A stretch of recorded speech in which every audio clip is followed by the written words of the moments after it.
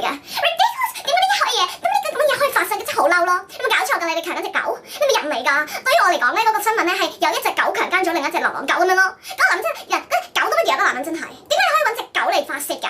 你點樣做得落㗎？我真係冇辦法想像到嗰隻流浪狗咧有幾難受，真係好嬲好 angry，跟住唔知搞錯嗰個男人真係，我話俾你聽下嗰個人啊，應該判佢終身監禁啊！好嬲啊而家，好 angry 啊！點解可以咁不知所謂㗎？我而家我火雞車真係要鬧你哋好多，我要鬧嗰啲完全虐待動物同埋唔尊重寵物、唔尊重動物生命嘅人啊！你哋好多人啊，成日有啲咩人係我覺得好恨真好嬲啊！第一啊，有啲情侶啊，開心嘅時候啊，就走去買動物係咪啊？開心嘅時候、熱戀嘅時候就一齊 B B 幫我哋一齊買隻動物啦，就買隻狗仔啦，狗仔好得意㗎，咁我哋可以做嗰隻狗仔嘅爸爸媽媽。你哋熱戀緊嗰陣時就好啦，到你哋開始鬧交分手就死啦，嗰隻動物啊、隻狗仔、隻貓就變咗粒磨心啊！你有咩就揾佢嚟做磨心就發脾氣，最慘係咩啊？到你分手嘅時候啊，冇人要㗎，你隻狗我唔要啦，你要啦，不如你唔養啦，咁即係點啊？個動物係咩啊？呢件商品啊，呢件衫啊，一隻鞋啊！分手嘅時候行李啊，我唔要你要，你唔要我要咁樣啊！我話俾你聽，一啲情侶咧係因為熱戀嘅時候買動物，然後分手嘅時候咧唔要佢都唔緊要啦。最慘嘅係你將嗰樣嘢當咗做磨心，甚至乎將你對你嗰個男朋友或者你個女朋友嘅仇恨發泄咗落嗰隻動物度，打嗰隻動物。你知唔知道我真係好無辜㗎？我真係好討厭嗰啲情侶咧冇諗清楚就買嗰隻動物咯。你唔係靠個動物去維繫你嘅感情，你唔會負責任。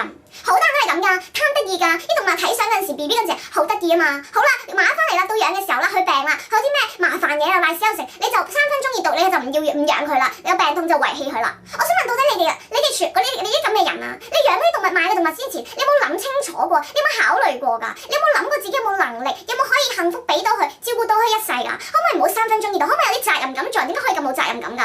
你養一隻狗啊，唔係真係咁養佢，你有冇諗過？你要花10幾年嘅時間陪佢，你要照顧佢，仲要你要預咗佢有病嘅時候，你要預好多錢去照顧佢，同埋你有冇俾到一個足夠嘅空間嘅能力去養到佢啊？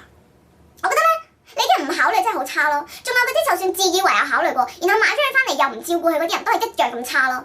有冇考慮過佢哋嘅真正需要？你養動物嘅時候，養寵物、養狗、養貓嘅時候，有冇考慮過佢哋嘅真正嘅需要啊？佢哋食嘅嘢其實係食啲乜嘢？你養嗰隻狗，你養嗰隻貓係一隻咩品種嘅貓狗？你需要點樣調教佢？點樣養佢？仲有冇一個居住嘅環境？我當如果你住個好細嘅地方，但係你有一隻好大嘅狗，你知唔知其實對佢嚟講係好辛苦㗎？仲有好多人啊，買咗喺度咧就鎖喺天台，一曬雨淋唔理佢。我覺得你真冇考慮過隻狗仔嘅真正需要就養佢，自以為係對佢哋好，但係其實間接你都有少少虐待緊佢哋咯。我真係好嬲啊！仲有啊，好多我唔係話啲乜嘢啊，但係咧。如果你居住嘅地方係真係唔可以適合你養狗，你咪可以考慮下有一啲可以養嘅嘢啦。有好多人遺棄動物嘅原因咧，就因為佢哋住公屋唔可以養到狗。咁點解你明知你住公屋唔養狗，你都要搏呢個機會，搏呢個風險，你冇嘢冇人投訴你，即係冇人捉到就好啦。捉到啦，咁隻狗點啊？你又要遺棄佢噶咯喎，即係又唔要得噶咯隻狗，咁又多一隻流浪嘅動物噶咯喎。即係我哋係大個女大個仔噶啦，唔可以咧，因為真係想做就要做嘅。你諗下身邊嘢可唔可以配合到你個環境條件得唔得㗎？所以咧，我覺得咧。如果你真係好想養狗仔啦，一係你就努力啲工作，去買一個地方買間屋係可以俾養狗。如果唔係，即係考慮下養下其他動物，養貓又好咩都好，就唔好因為咁樣又多咗一隻動物俾人遺棄啊！然後仲有啲咩人好憎嘅咧，就係咧你養嗰隻動物唔緊要，但係咧你屋企一有小朋友 B B 出世咧，然後你就放棄佢呢個生命，好唔公平咯！我覺得，即係咩啊？個小朋友，我明白你哋做父母嘅，梗係好想你嘅 B B 嘅環境住嘅地方可以健康出世，唔想有任何機會影響到 B B 嘅健康。咁但係你有冇諗過本身嗰隻跟住你嘅寵物嘅感受啊？一直俾你養，然後因為多咗個新嘅成員，然後你就放棄咗佢哋，咁我覺得真係好唔負責任咯。啲貓狗真係會好唔開心㗎。同埋你知唔知其實啊，養動物啊係可以增強 B B 嘅小朋友嘅抵抗力㗎，根本就係一個棄養嘅藉口。如果你一開始係要諗住生 B B，而你覺得養動物、養貓、養狗會影響到你 B B 嘅健康，你一開始就唔好養動物。所以我話你養動物之前考慮好多好清楚嘅嘢，真係好嬲咯！好多人都係咁㗎，我真係覺得好差，真係好 bad 啊！仲有啊，我覺得咧，大家如果可以嘅話咧，我真係希望大家咧領養啦，好唔好？唔好購買啦，領養代替購買，好唔好啊？其實有好多流浪嘅動物，好多代領嘅動物係等緊你哋去俾一份愛佢哋㗎，好似我火雞姐咁，俾多啲愛啲動物。但係咧，我覺得咧最緊要，我都明白有啲人係真係好想買，都唔緊要。最重要嘅都唔係話你領養定購買。因為如果你係唔負責任嘅話，就算你領養咗隻動物翻嚟，都可以係再棄養過去㗎。最緊要係你俾到個動物一個承諾，你有嗰個責任感。如果你有嗰個責任感，你真係唔領養，真係好想買都唔緊要。但係如果你可以嘅，梗係去領養啦。點解咁講？你購買，你知唔知而家好多無良嘅繁殖嘅狗場或者啲無良嘅奸商去繁殖好多狗出嚟 ？OK， 從中獲利好多。咁但係你知唔知喺嗰啲繁殖場裏邊嘅動物係有幾慘啊？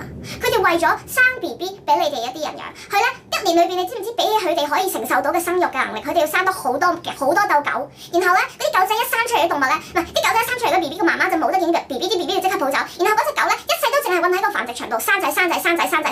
然後仲要因為咧打咗好多激素逼佢哋食好多嘢，令到佢哋咧生仔生到生牙。你知唔知咁佢哋好慘㗎？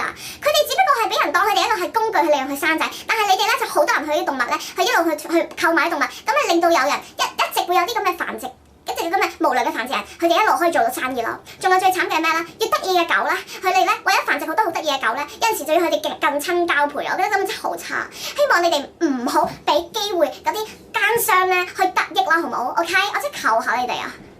其實咧，我想講咧，你哋好多人都會以為啲流浪動物啊，嗰啲代理嘅動物係咪好似健康冇咁有保證？唔係咯，比起你寵物店買到嘅分分鐘會更加健康，因為好多流浪動物佢嗰啲流浪機構救咗佢哋翻嚟嘅時候咧，都會幫我哋打好多健康嘅針啦，打好多針啦，去預防佢健康，測試佢嘅身體狀況啦，同埋咧佢會咧幫佢做好多身體嘅檢查㗎。但係有陣時你喺寵物店佢見到啲動物，你有冇睇過好多新聞㗎嘛？嗰啲新聞啊，全部話嗰啲動物啊喺啲寵物店買翻嚟嘅時候明明好健康㗎，但係翻到屋企開始隻狗好得啦，然後發現原來佢有好多病嘅，原來咧嗰啲寵物店嘅人咧係打好多針令到佢哋喺寵物店嘅時候好活躍㗎。